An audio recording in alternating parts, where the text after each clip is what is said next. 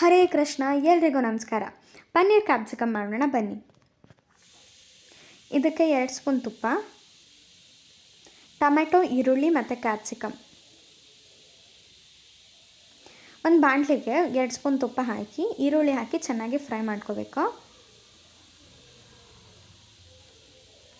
ಆಮೇಲೆ ಅದಕ್ಕೆ ಕ್ಯಾಪ್ಸಿಕಮ್ ಮತ್ತು ಟೊಮ್ಯಾಟೊನೂ ಕೂಡ ಆ್ಯಡ್ ಮಾಡ್ಕೊಂಡು ಮತ್ತು ಚೆನ್ನಾಗಿ ಫ್ರೈ ಮಾಡ್ಕೋಬೇಕು.